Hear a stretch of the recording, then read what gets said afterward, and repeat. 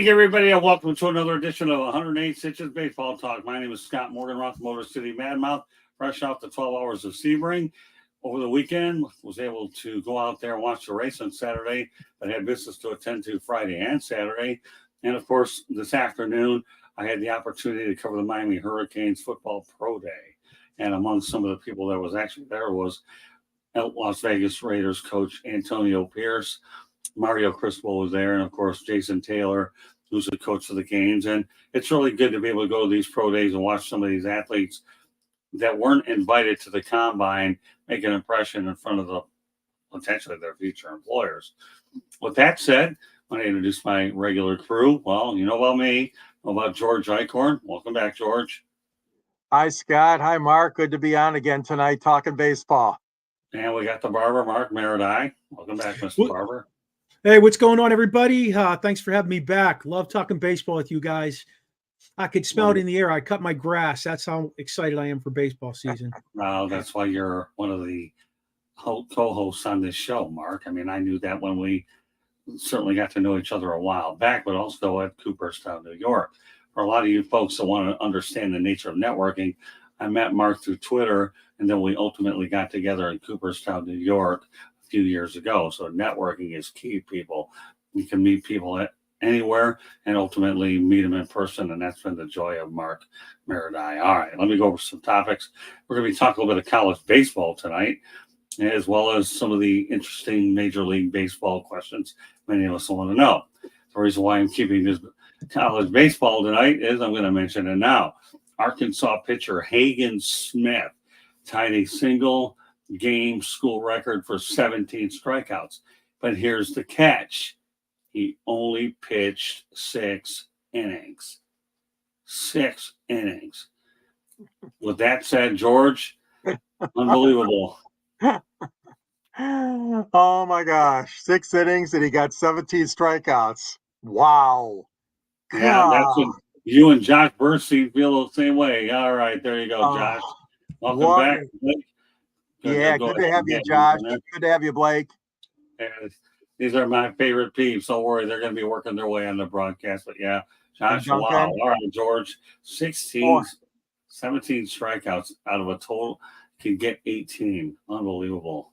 That is incredible. I mean, I've seen some great pitchers over the years. We all have Nolan Ryan and Bob Gibson, Juan Marichal, and Denny McClain and Mickey Lulich. But boy, oh boy, I've never seen something like that before.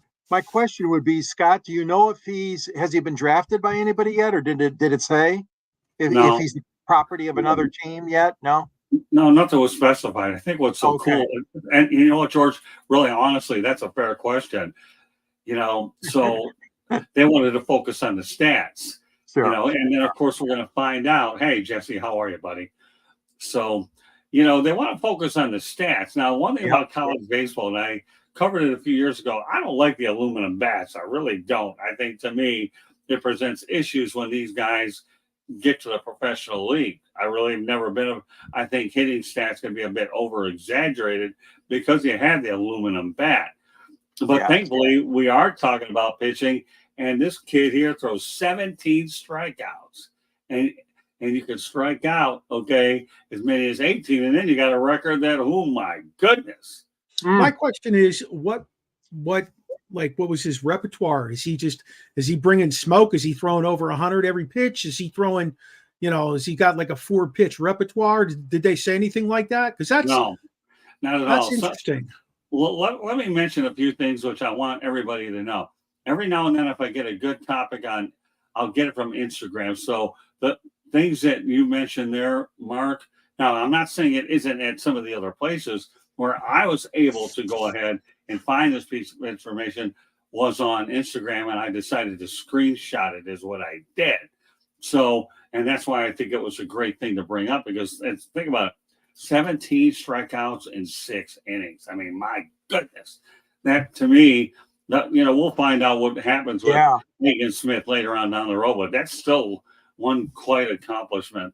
I love our dream team in the chat room with Blake Lozinski, Jesse Stauber, and, of course, Joshua Bernstein. These guys are unbelievable. They follow what we do, and we're really, really grateful for what they bring to the broadcast. So No, but to answer your question, Mark, I don't have any additional information except that.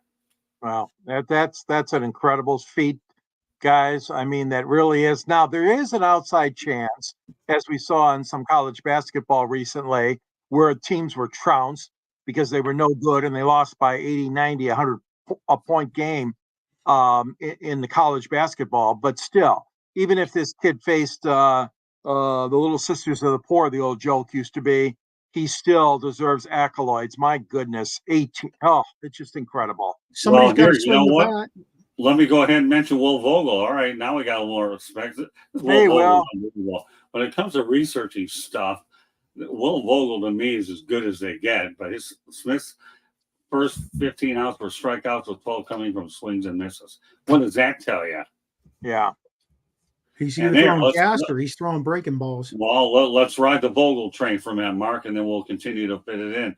It's a fastball that goes between 92 and 95 and as high as 98. Keep it up, Will. You're on a roll, or as they say in sports, you're in the zone. All right, Mark, go ahead before Will comes up with another one. Well, I was going to say he's either throwing gas, and I mean gas, and painting the corners, or he's throwing breaking balls that are busting about 15 feet across the plate, Yeah. because that's amazing to get that many guys swinging out. I mean, 17 strikeouts is a feat no matter what, like George said. Yeah. Well, An 85 here- mile an hour slider? Wow, Will, that's incredible. Yeah. Keep it up, Boy, that Will. was great. Oh, here, you know what? I don't have. This is a show. I don't have to do a lot with my voice. Because Will's saving me the problems. Splitter And a splitter in the upper. lane. Wow. Don't tell Thank me you, that. Will. Thank He's got you. good stuff. Yeah, don't tell Yeah. me that isn't something Hey. that scouts will salivate over. Good job, Will. Proud of Hey, you. Will, on while you're investigating him, can you look for us and see where he ranks in pitchers in college? that. Well, here, you know what? Here he is again. I'm riding him. You know what, George? My Yeah. voice has been taxed today, so you're going to start reading all of Will. Okay. Don't take it personally, but it's No problem. Last but- season, he says that Smith posted an 8-2 record with 3.64 ERA, struck out 109 batters over 71 and 2/3 innings. Thank you, Will. Earning him All-American honors as a sophomore. Wow. Good. All right, so Will's divulging his source. Let's put that up there as well. Oh, yep, MLB. MLB Network. Thanks, Will. They do That's good good work stuff. over there. Thanks, Will. Well, all right, here you go. Let's put Candy this one up. Eblin.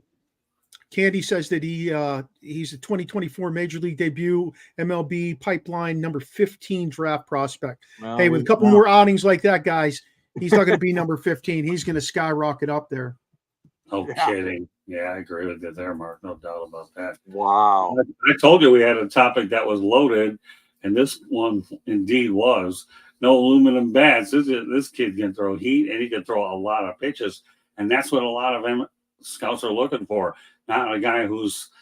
There are times when they'll go out there, and look for what they'll end up looking for is velocity. But you know what? Here, let's go ahead back to Will Vogel again, George. 7 no-hitters, Will says that the kid threw in high school. That's phenomenal. Awesome. Yeah. Awesome research, guys, especially you, Will. Yeah, right. He's got to have good size too. I mean, his stride to the plate must be phenomenal to be bringing that ball like that. Yeah, don't worry. Knowing Will, he'll come up with that next. So, he's our crack researcher for tonight. But Will, as a young potential broadcaster with a boatload of potential, that's for sure. So, but there you have it. Yeah, we'll see how it plays out. I mean, his numbers are what they are. And when you can go ahead and record that many strikeouts and no hitters, that's unbelievable. Yeah. All right, now let's go to Blake Lozinski. Okay. This is a fun comment. You guys need to do some sports betting with all the knowledge. Well, Blake, maybe we'll bring you on a sports betting show if you can find somebody. And I knew Will would come through. Look at this guy, unreal, 6'3", 225. That's good. That's nice there you size. go. Good size. Have Will's on the roll 225. right now for all the right reasons. Yeah. Don't worry, Blake. I can't wait to get you on the show talking hockey. So don't worry. It was fun talking to Blake and Joshua today before I did my Canes deal. So there you go. Will is on a ROLL. All right. Well, so it's safe to say that this kid here, Hagan Smith, has a bright future, and we'll see how it all plays out as we lead toward the June draft. All right. Well, we'll move on. Per Roto Champ, Javier Baez, 2024 stat projections. Ready for this? They say 243 average, 15 home runs, 61 RBIs, 289 on base percentage, 390 slugging percentage, 679 OPS, 11 walks, 26 11. I'm sorry, 11 stolen bases, 26 walks, 135 Ks. So I guess I'm just going to pretty much go ahead and leave it at this. Well, Candy's got another nugget here, and we'll keep this pretty simple. All right, George. Yep. And going back to Smith, the pitcher, attended Bulliard High School in Texas. He underwent Tommy John surgery before his junior year in 2020. As a senior in 21, he went 11-0. Oh my God, 0.19 ERA, 168 strikeouts, 7 hits allowed over 73 innings, alongside hitting 349. He went unselected in the 2021 MLB draft and enrolled at the University of Arkansas to play college baseball. Wow. My guess is he went unselected because he had that Tommy John surgery at such a young age. But what kid doesn't get it today? Yep, that's right. You're right, Mark. That's a great bit of detail. Thanks, Candy, for sharing that. Yeah, that's for sure. Well, it's safe to say he's getting drafted this year anyway. So, yeah. All right, with that said, let's go back to Baez for a moment. George, you're in the area. Will he be a Tiger by the end of the year? Well, I really appreciate those stats, those projections, but my goodness, I don't know where they're coming from. As you guys know, he's hitting about 80. He's under 100 as average in the spring training, and I know that you can't go by that. But the problem is that he's coming off such a terrible season, and we were led to believe that he had a very good off season. He worked his butt off, Baez, and wanted to make sure he was ready for training camp in Lakeland, Florida. Well, but what happened is he still can't hit. Thank you, Will. Last year, Baez hit 222, 9 homers and 59 RBIs, 12 stolen bases, but he swings wildly.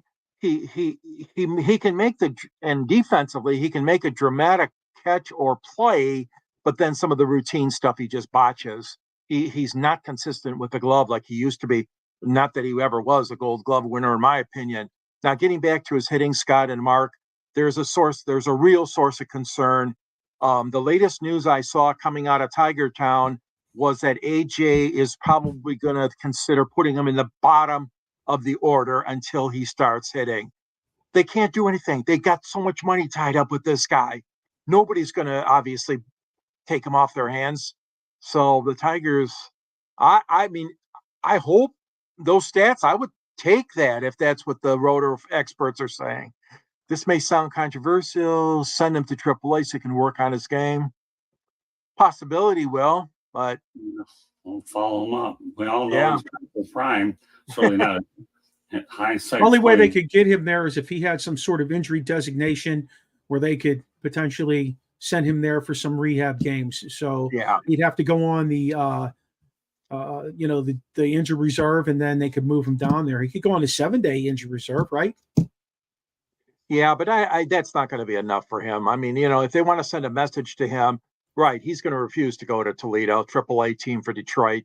But I mean, what do you guys think? You think he's got anything left in the arsenal? Not arsenal, batting. All right, Mark. You know what? You answer it, then I'll finish it off. I know what you said about spring training, but we're in the last couple of weeks of it. And right now, these guys need to be making contact with the ball and starting to get them rounding into shape. And if he's not doing it right now, he's giving you a clear indication what his season's going to be like. You got a lot of money tied up in somebody who's showing you in spring training. Maybe he didn't come even ready for it. He's been around forever. So, who knows where he is mentally at this point? When those guys get to a certain point and they're making all that money and they're not really, I don't know, they're not really as motivated to play the game. They just like that fat paycheck after a while, to be honest with you. So, think about it though, Mark.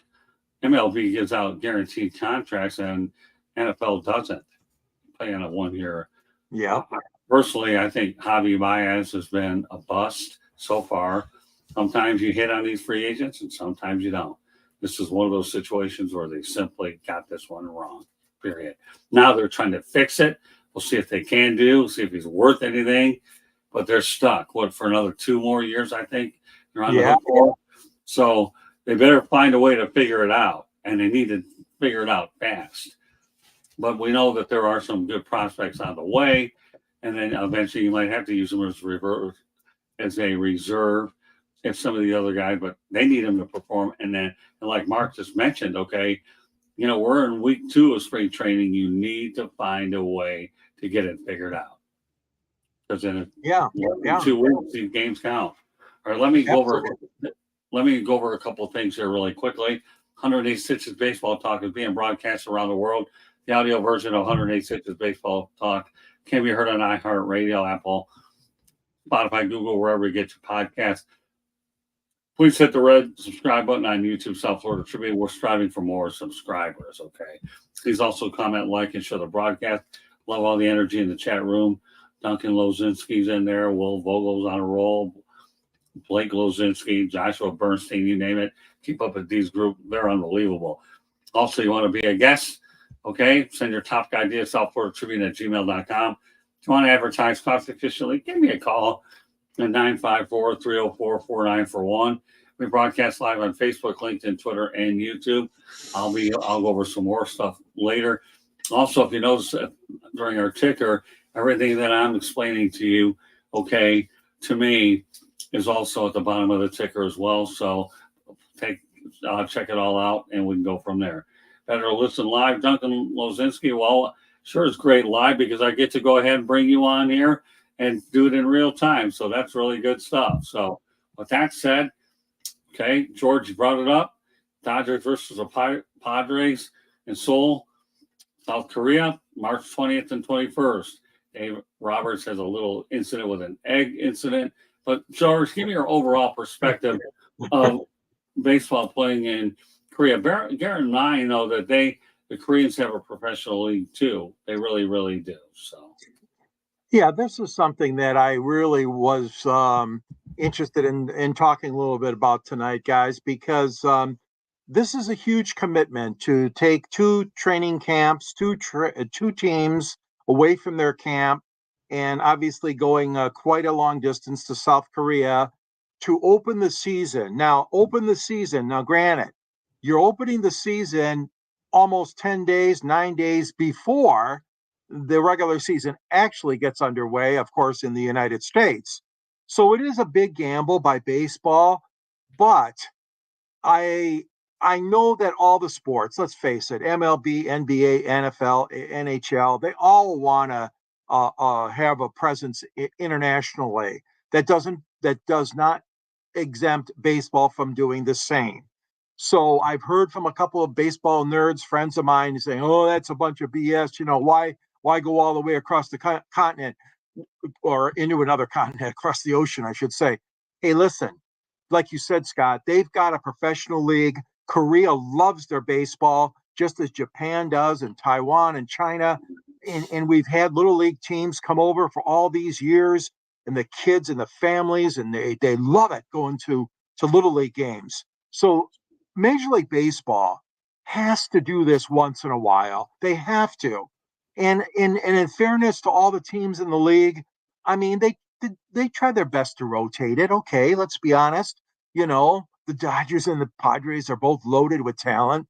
And Ohtani is a Dodger now. And of course, there's going to be this humongous response. So as much as it's an inconvenience, as much as it's costly, don't forget that you are exposing the American product of baseball in the United States, but more importantly, also to other countries as well. So at first I was kind of, well, here's another one. But no, I think this has its purpose. Be interested in knowing what you guys think. all right, you know what? I got to put Blake on. This guy's on. I like this guy. How do you guys know this one? So I think Scott needs a head coach of the Marlins, and George is just. I think your other half will let you move to Florida, George. Yeah, right. Yeah. Thanks, Blake. I appreciate it. Don't forget, we need Mark down there too, though, on the staff. Yeah. I could be the bullpen catcher. Okay. If on my staff, if that's what you feel your service was suited, so be it. All right. I go back think to Scott's going to get the play-by-play job, though, and I'll be the coach, and Scott will be the announcer.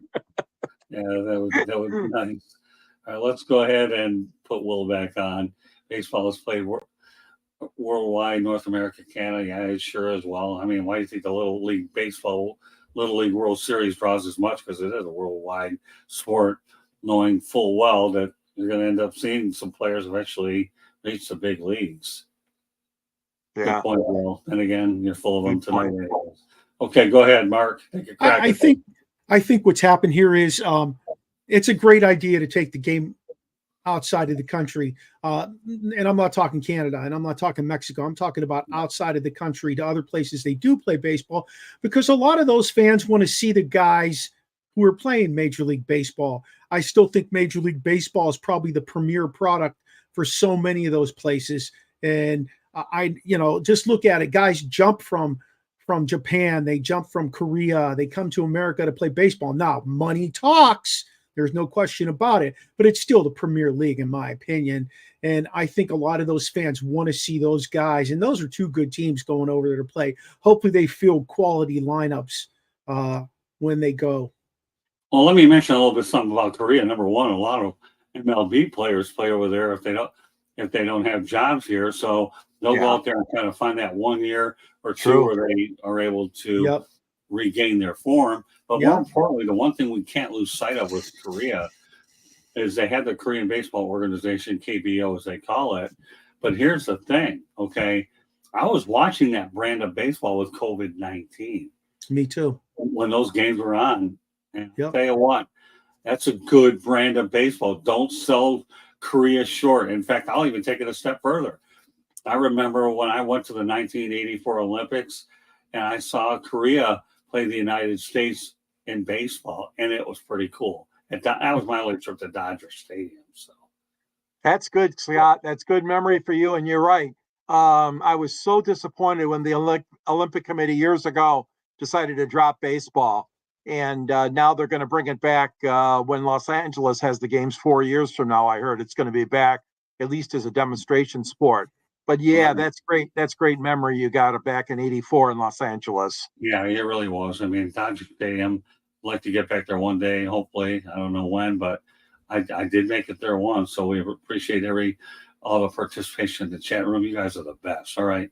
Mark, I mean, I don't care about the Dave Roberts incident. Everybody says that the guy's got some mental problems. Well, how are you going to go ahead and check an egg through security? Where in the United States, they look for far greater things than that. So, but Dave Roberts, whatever. I mean, things happen. Yeah. I'm with you, Scott. I'm looking at it as an isolated incident. I mean, I don't know. You don't like Dave Roberts as a manager, I know. We used to have somebody on this show previous and one of the announcers, commentators, and he couldn't stand Roberts. He wanted him fired. But everybody's got an opinion. But yeah, I think this guy's got perhaps a screw loose, to go and try to egg the manager after he arrived in Seoul. Well, Josh Bernstein is another word. He had schizophrenia. Yeah, Josh is what. I guess I'll use the old cliche, you're in the ballpark, pun intended. So there you go, Josh. Good stuff. You never know. I mean, throwing an egg, I'll leave it at that. Mark, anything you want to say to wrap up the topic? No, I mean, these guys, some of them will just do anything they can to get some attention when they come out of the spotlight. And who knows what he was thinking? Who knows? He wants guys like us to talk about him. That's what he wants. We are. Yeah. We are, right? Yeah, exactly. I guess they're good for content. I'm not reading into it. And like George said, it was can't even keep a straight face on the topic, but whatever. God, we got our eggs thrown at our cars in the old days. The kids used to egg our houses on that certain night of the year called October 30th. George, and nobody around the country knows it, but in Michigan it was called Devil's Night. Oh yeah, right. And what's crazy about the whole thing, Devil's Night, you cause problem. The next day you have Halloween, you get your candy. Go figure. Right. I got the best candy of them all, and it doesn't have anything to do with Halloween. So that's all I can tell you. That's right. Yes, you do. And now I remember old Devil's Night, Halloween, and how people used to put soap on windows. I mean, come on, I got tired of doing it. I can't do this and having Yeah. contractors that take their candy the next day. Hey, kids are too busy on their cell phones today to do that stuff. No Yeah. kidding. Thank you very much. And you know what? We're ending that topic, okay, on that note. All right. One last piece of business I want to get to. Carlos Rodon, no hitter through 5 2/3 innings. A pseudo manager by the name of Joe Torre took out Rendon versus the Phillies, thanks to Aaron, and he had Aaron Boone's permission. Do you really think a no hitter is going to carry much weight during spring training, anyways? I mean, I got to tell you something really interesting in Fort Lauderdale Stadium, though.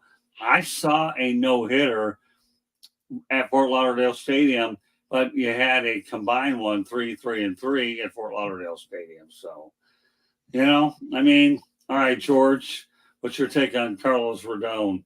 Well, congratulations to him. Even if it is spring training, he pitched a hell of a game today. And isn't that funny and ironic that old Joel Torre put on the Yankee pinstripes and for another time? And this isn't Major League Baseball, but of course he works in the MLB office, and I think it's kind of a neat story. And I think that obviously you're not going to leave a pitcher in the whole game during spring training like that, anyways. I think about 6 innings is the maximum, and they had him into the 6th when he took him out. But it's kind of funny. Yeah, Joe Torre, I love the guy. I always did as a manager and as a gentleman. So that's about all I got. Yeah. Let's go back to Jeremy. Thanks for being on here, Jeremy. Get used to Bernstein and the Lozinskis. You're going to be on a future show with them, TBD on the date. Well, if you want to go out there and talk about Baez. Javier Baez. Jeremy, come up with one straight trash. And this is a guy who's the maker, of Matt Patricia. But I said it, Jeremy, not you, so you're okay. So, but tell me how you really feel about it, anyways. Back to, and of course, Joshua riding the ball rig train, smoking Jay. Yeah, I don't know what these other symbols are, so I can't do it. Nice to see Rodon play well after struggling last year, to see him play well this year. Love Joe Torre. I'm a Yankees fan. That's good stuff. Well, all right, go ahead, Mark. I thought that was a super nice gesture by Aaron Boone to let him go ahead and have the reins, go out and make the hook on that play. I don't think it was about the no-hitter, though. I think it was the fact that, you're bringing out a legend to make the hook on a guy who was the way I looked at it and read into it was he was starstruck when Torre came out. Torre gave the motion in the bullpen. I think he motioned for a righty, whatever it was. But Rondon was pretty much starstruck that Torre came out. My wondering is, is this going to be something Major League Baseball lets happen quite a bit with old managers and things like that to continue to spark people to get more interested? I know, Scott, you said that, there's always movie stars and musicians and stuff that go to the ballpark and play an inning, whatever. But, I think this is a different thing. You're talking about a guy who's a legend in the game. I know if I was a player out there and he came out and I had no idea what was going on, I would absolutely be dumbfounded too. So I thought it was really neat. Well, dumbfounded, but remember the key words, though, Mark. Okay, spring training. Yeah. Here, you know what? Okay, well, this one's worth putting on. Come on. Come on. Great minds think alike. Oh, my God. Scott, Mark, I was going to say the same thing. Thank you, Will. You took the words right out of my mouth. Jim Leland going into the Hall of Fame. Out of your mouth because you never said it in the first place. He did. Give credit where it's due. It's Will Vogel. All right, Will. I'm glad to have you on. We appreciate you being on. So looking forward to catch up with you later. Thanks, Duncan. God bless. All right, now, George, you didn't have it out of your mouth. Let's just give Will Vogel his props here, man. And, of course, now he wants to talk about Tony La Russa for the Cards. Hey, I got a good story for you about Leland, though. When Detroit was playing the Pirates, I think it was last year they played them, the one radio station there wanted to call it the Jim Leland series, and whoever won the series got a bronze-plated ashtray. That's a good one, Mark. I mean, he was so notorious for for Smoking Jacks, man. It was crazy. Oh yeah, the Marlboro man. He's got all kinds of nicknames, but Yeah. yeah, I mean, he's going to the Hall of Fame this year. They are going to have a day for him at Comerica Park in early August. So maybe that would be a good occasion for the Tigers, AJ Hinch, to let Leland in on making a pitching change or something. So, Yeah, but good absolutely. idea, Will. All right. Well, Jeremy, going on his channel. So, anyways, thanks for popping in. Peace, And, brother. Yeah, and you know what? Peace. Well, we know you can go all day. Every now and then, folks, Will Vogel does appear on Fire Up on Thursday night. So, and you can see him in our chat room. Will, just a wealth of knowledge. And again, he's a young podcaster on the rise. So, again, no, you didn't take it out of George's mouth. He didn't say it. He had the same chance until you did it. As far as I'm concerned, no problem doing it during spring training. I hope it doesn't become a trend in the regular season. There has to be something with no hitters, to me, where they go 9. They really, really do. I mean, every now and then, I don't like combined no hitters. I don't feel they're a real no hitter that's worth. Who do you really credit the thing to? That's where I always wonder about. Yeah. Well, they get listed in the history book, and then they put, that it was so and so, Joe so and so, Sam so and so, and Phil so and so, whatever. I mean, they still get their names listed.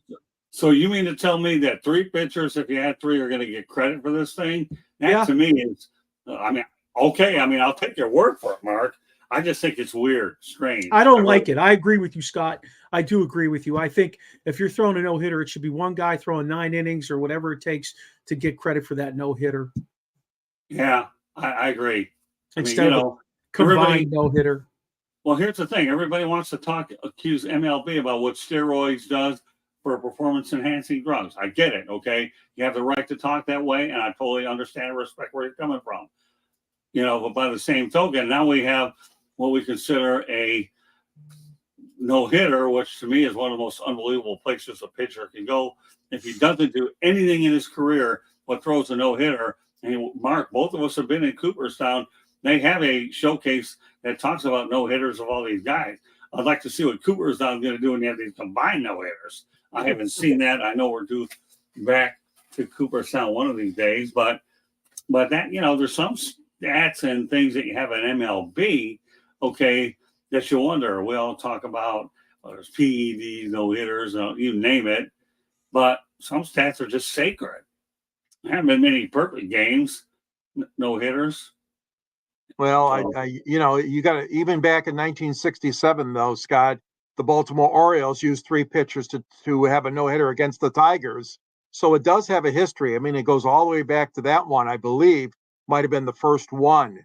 But you're right. Nowadays, it's just more commonplace to change pitchers. And, the Tigers were fortunate. They had one, Spencer Turnbull, a couple of years ago. I remember that. Complete game no-hitter. But you're right. It's going to be rare and rare because of this pitching change and the pitch count business. But George, you're talking about a combined no-hitter in 1967. I wonder how many people in our chat room were even alive and even knew about it then.